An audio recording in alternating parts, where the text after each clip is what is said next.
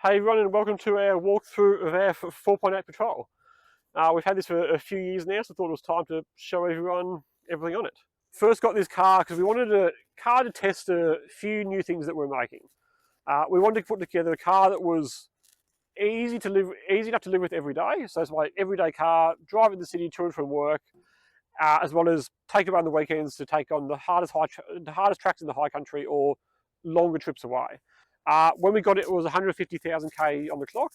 It's getting very hard to find good condition, low K patrols, especially in 4.8s. They just didn't sell that many and can certainly be hard to find.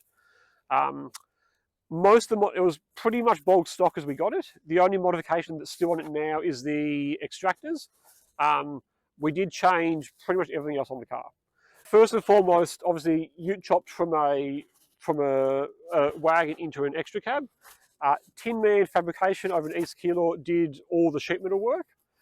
He's quite a small business. It's a one-man band, but he does work that's second to none. He just does the sheet metal. He doesn't do the paint work. He doesn't do the interior. He just does the sheet metal. But I'd back his work against anything else out there. We pulled the car apart, sent it over to him, got it back. He arranged the engineering and the sign off for that, but we did all the paint work and then the interior in-house. So first and foremost, you see we changed the colour from the factory maroon Series 4 red to Mazda three-layer pearl. Anyone that knows paintwork knows how hard it is to paint a car in this red. And Portage has done an amazing job over the years, and I sort of cringe a bit every time I put a bit of a bush pinstripe in it, or I've dented a couple of doors in there as well. So Portage done an amazing job in painting it the first time, but also then repainting it as I've done some damage to it.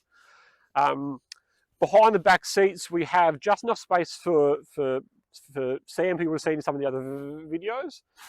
There's a big timber box there that holds all the spares for the car. So, or tools and just spare bushes or anything else that we might need.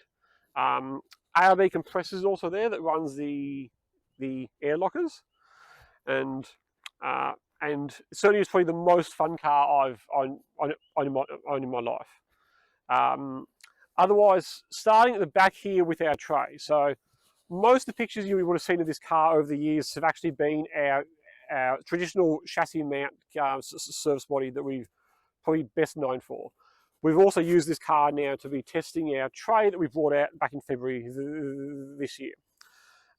When we run the chassis mount service body on it, it's got our probably most common setup inside. So 200 amps of battery, Invicta batteries who we use. We also actually have a Invicta Start battery in this car as well. So Invicta 200 amp battery, 50 amp reduct charger, 2000 watt inverter, and a bit of power panel there with some SIG sockets, ends and outlets, and switches for a couple of things around the car. Bushman upright fridge, 85 litres, and I've had our latest slide-out kitchen in it for probably about 18 months now. I actually tested a few of the prototype kitchens for numerous trips there. Kitchen works fantastic in this car because, as you see, it is rather tall on the 3-inch lift and 35s. Canopies obviously come with all the standard features that we're known for. So chassis mount, low floor, standard central locking, interior lights. They're dual cut interior lights, so I can change them to white to amber on switches when they turn on with the doors. All our canopies come standard with door jar buzzers, and in this case, trundle drawer jar warnings as well. And underneath that canopy, we've got a short trundle drawer, the same as this one, with the 50-litre water tank, with a water pump and pickup kit. This car doesn't have the ARB compressor in the toolbox. Like I said, we run it behind the back seat.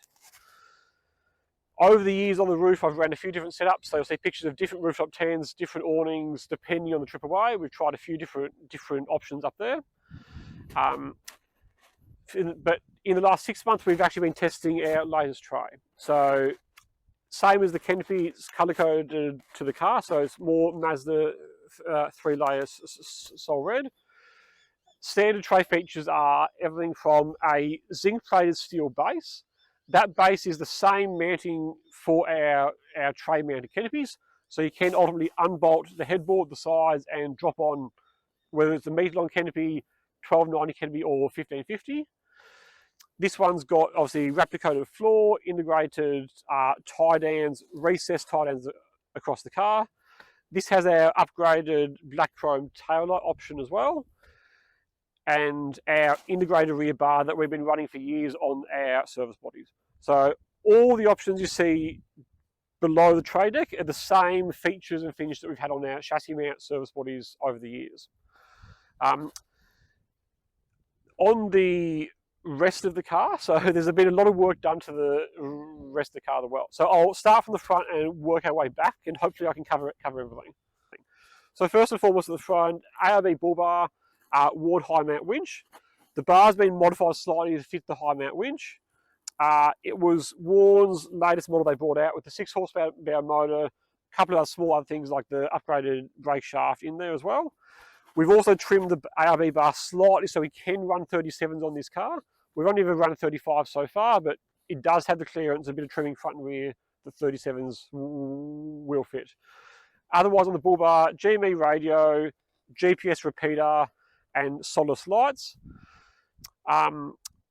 Working further back slightly, so front diff, ARB air locker 4.1 gears, factory gears are 3.5 in this, which is nowhere near low enough for factory, especially if you're going to run larger tyres.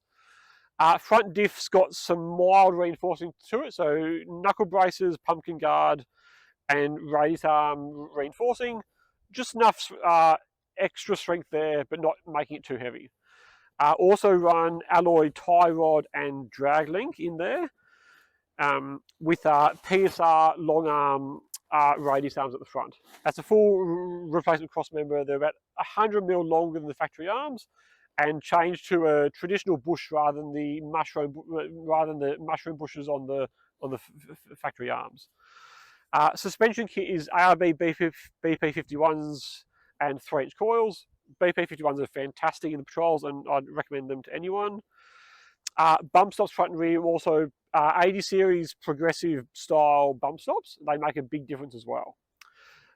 Engine and gearbox are stock standard, other than some billet oil pump gears and a bit of a tune. Otherwise, I want to keep it as reliable as possible. Obviously, it's very common now to turbo 48s, but for what we wanted the car, we wanted it to be reliable, easy to deal with every day, and it is enough power for now. Obviously, someone in the future might choose to turbo it, but we'll see what happens there.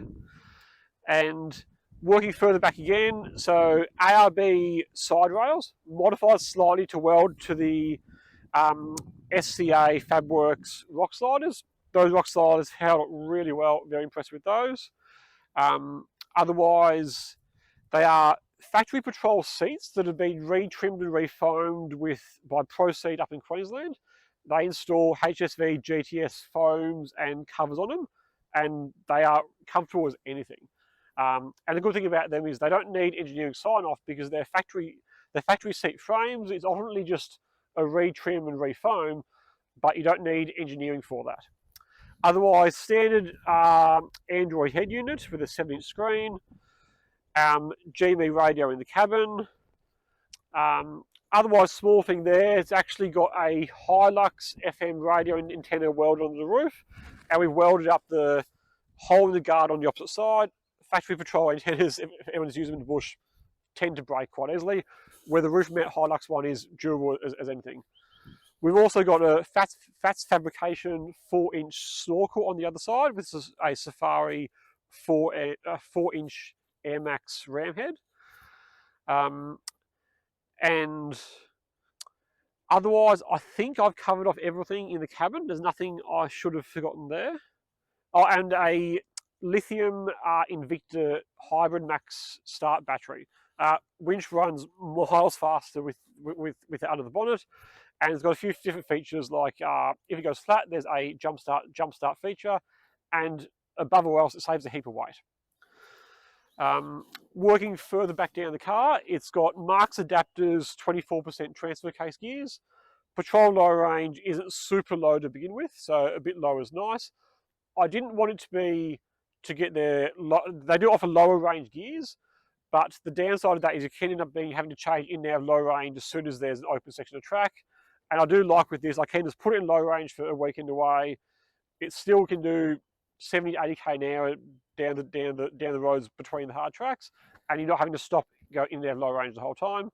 But it is low enough with the diff gears as well. It does crawl very well with the auto.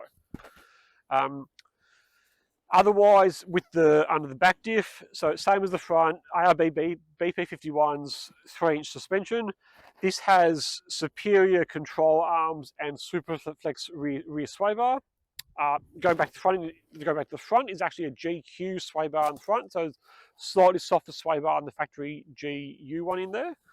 And also on the front roll on there, we do have GQ menu locking hubs as well. They're just a bit stronger than the auto GU ones. So, and with 35s especially, they can be a bit of a insurance policy to change. Back to the rear again. So yeah, ARB BP51s, 80 series progressive bump stops, and superior control arms and Superflex sway bar. The rear diffs are strong to begin with, so there's no diff bracing at all there. Standard factory H2233.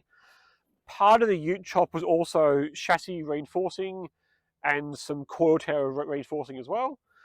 The kit there was actually a PSR kit that does the tray mounts, the reinforcing, and the reinforcing. The front mounts obviously modified slightly for the extra cab. The extra cab chop is about 300 longer than a single cab GU, and the front mount that PSR supplies has been moved back to accommodate that. That's cut just behind the factory body mount, so it does have an extra body mount to what a lot of extra cab or single cab GUs have when they're converted. Factory GU rear wall with Hilux cabin vents in there actually, and then other than that, a 140 litre long range tank and just the factory GU tow bar. I think that is everything under the car to cover. Yeah. Otherwise, I think I've covered everything in the Patrol. It's obviously got a lot of work done to it, both big things and small things. And it's been by far the most fun car that I've owned over the years. It is the perfect car for couple touring, whether it's longer trips to Kangaroo Island, to taking on the hardest of the high country. And it stands up to that fantastic. By far the most fun car that I've ever owned. But the big news is, with a growing family, I need to build a 4-door ute. So my son Edward arrived back in February this year, and looking to take him on some trips. So I'm looking to build either a 79 series, an Ineos, or I could just build a 4-door 4.8 Patrol again. At this stage, haven't decided what we're going to build next, but there will be a new Trig48 build coming. Trig48 will be up for sale in the next few weeks. Just going to film some more things on it and put together a bit more content on it. But otherwise, yeah, it will be up for sale soon. And it will be sad to see it go, but things have to change. Otherwise, thanks for watching in. If you have any other questions, leave a comment and ask about anything about the car. I've probably forgotten some things on it. But otherwise, thanks for watching.